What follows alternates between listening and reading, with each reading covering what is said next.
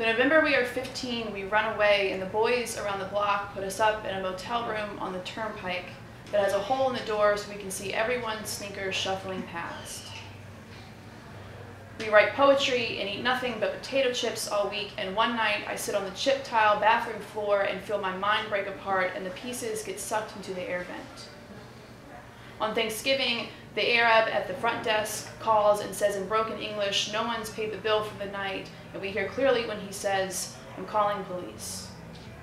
We hide our bags in the woods and use the last of our change to call the boys from the payphone at Waffle House, and the ringing just trills like a jungle bird.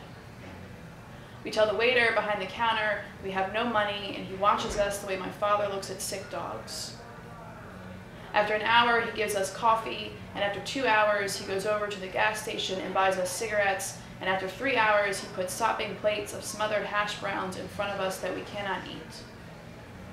2 boys with slick white smiles in a car say we can go with them, and the waiter behind the counter keeps wiping the same spot as we go out into the dawn, where everything is soft and blue at the edges, and we are glad night has passed. The slick boys have keys to an uncle's barber shop and say, here, sit on our laps, and we look at each other like maybe this is exciting, maybe something is happening.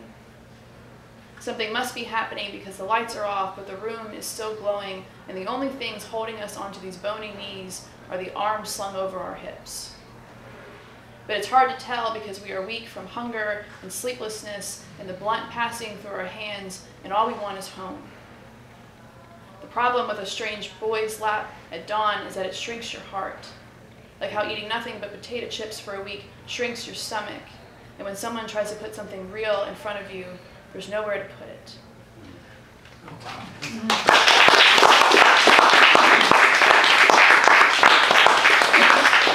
I've been writing a lot of short poems lately, so I'll read you some of those. This one's called What Grows in the Desert. He hates himself, looks down at his body and says, there's nothing here to love.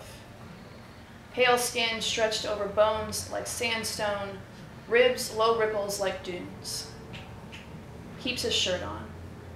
Never stays bare long enough to soak him in. He loves you like the desert does. Hates his insides too. Closes his eyes and says, I should have never been born. Says everything here is already dead.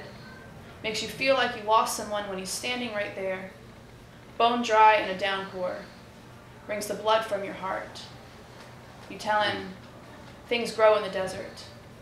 There are mountains in those tiny grains. The whole world was born from a dust pile.